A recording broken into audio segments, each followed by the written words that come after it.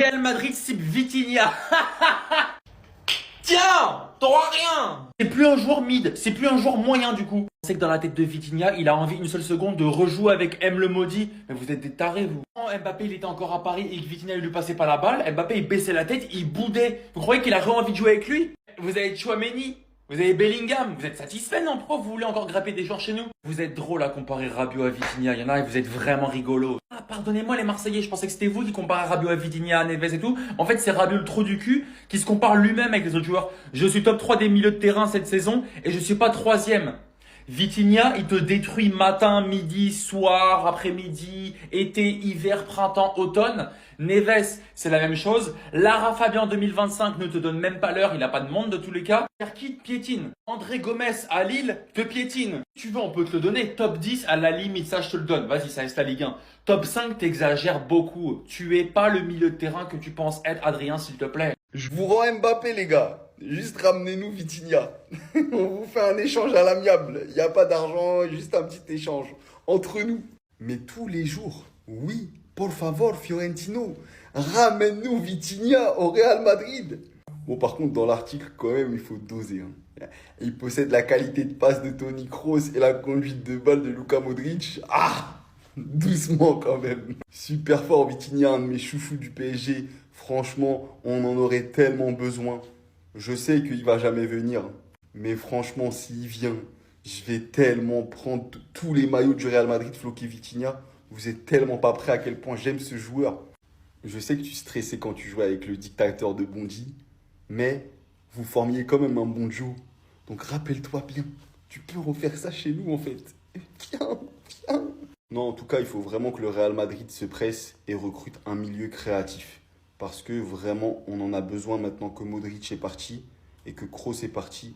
Il y a vraiment une nécessité dans ce rôle-là. Alors là, le Paris Saint-Germain va pas du tout aimer. Pendant que Carlo Ancelotti réalise sa dernière conférence de presse en honorant encore une fois Luka Modric, le journaliste l'a demandé est-ce que demain sera la fin d'une époque. Il a tout simplement répondu la fin d'une époque demain? Oui, on peut le penser. Luka Modric est l'un des derniers de la génération dorée. Seul Carvajal reste. Maintenant, le club doit forger une nouvelle génération. C'est ça le Real Madrid. Modric est parti, Kroos est parti, Casemiro est parti, Cristiano Ronaldo est parti, sans oublier Casillas également. Mais le Real Madrid est toujours le meilleur club au monde. Le plus fou c'est qu'il a dit en conférence de presse que demain s'il devait pleurer, il pleurera. Il ne va pas retenir ses larmes. Malgré qu'on n'a rien remporté cette saison les amis, je sens qu'on aura besoin de mouchoirs pour le dernier match de demain. Et d'ailleurs d'après le média Marca, Vitinha serait pisté par le Real Madrid pour cet été. Le Portugais est perçu comme une recrue idéale, alliant la qualité de passe de Toni Kroos et la conduite de balle de Luka Modric. Cependant, le Real Madrid est conscient de la difficulté de recruter le Portugais. Parce que oui les amis, le Paris Saint-Germain ils sont en finale de Ligue des Champions, c'est plus des petits. Vous pensez vraiment qu'ils vont lâcher un de leurs joueurs clés? Non. Sachant que l'été dernier tu les as arrachés, Kylian Mbappé, c'est mort.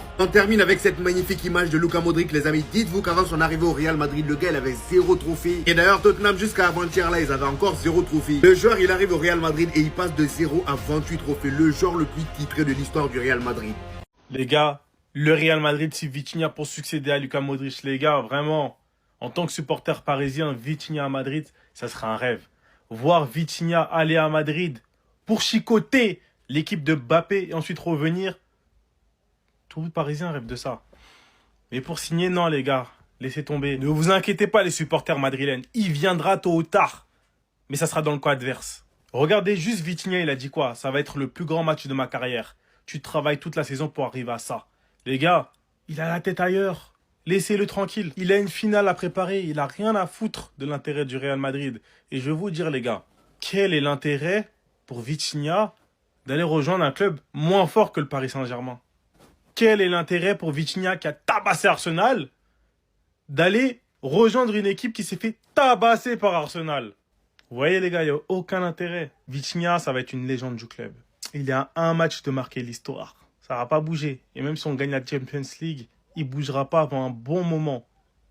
Real Madrid veut Vitinha, les mecs sont en train de paniquer depuis que leur milieu de terrain s'écroule. Là c'est la panique totale du côté du Real Madrid avec le départ de Modric, Casemiro il y a quelques années et Kroos l'année dernière. Ils sont en panique, ils veulent tous les milieux de terrain du monde. Ils veulent Stiller de Stuttgart qui est un très bon milieu de terrain. McAllister, ils pourraient donner leur mère pour l'avoir. Et désormais, ils sont sur Vitinha, le milieu de terrain portugais du PSG, sachant très bien, ils le savent, que le PSG ne lâchera jamais Vitinha. Tout Tout comme nous, Liverpool, on ne lâchera jamais McAllister.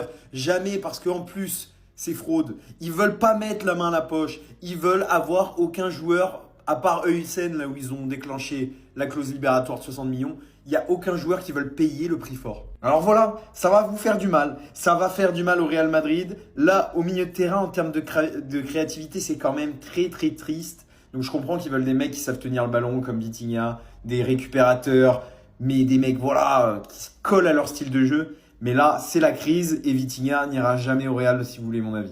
En vrai, ça peut paraître logique, mais je n'y crois pas du tout, les gars. Alors, apparemment, le Real serait intéressé par Vitinha. Le Portugais possède la qualité de passe de Toni Kroos et la conduite de balle de Luka Modric, selon la Maison Blanche. Cependant, les Merengues sont conscients de la difficulté de recruter le milieu de terrain du Paris Saint-Germain.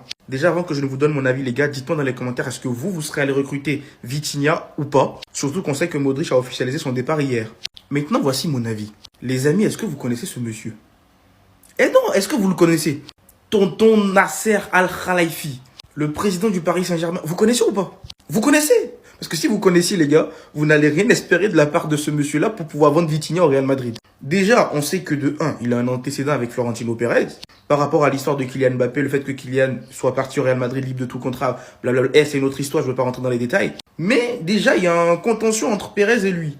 Ensuite, ce président, il est réputé pour cadenasser les joueurs. Surtout les joueurs, quand il sait qu'il a de bons joueurs, les joueurs, voilà, leur avenir, c'est au Paris Saint-Germain et non ailleurs. Après, c'est à juste titre ou je sais pas, il fait ce qu'il veut. Donc voilà, en fait, ce monsieur-là, il a pas l'habitude de laisser ses joueurs, ses bons éléments partir.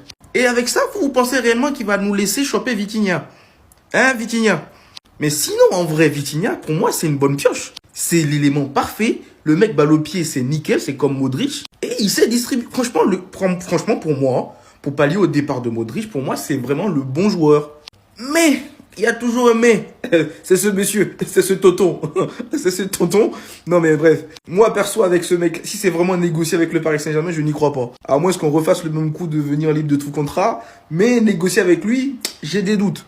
Mais bref, comme je vous l'ai dit les gars, n'hésitez pas à me dire dans les commentaires est-ce que vous serez allé recruter Vitinha ou pas. Et surtout les gars, pour ne rien louper, abonnez-vous. Et en fait, vous, le Real Madrid, ça va pas bien dans votre tête. Ça va pas bien dans votre cabeza. Vous parlez espagnol, j'ai compris avec vous. Le Real Madrid cible Vitinha pour succéder à Luka Modric. Et en plus, on voit quoi? Pour tous ceux qui disent Vitinha est plus la merde.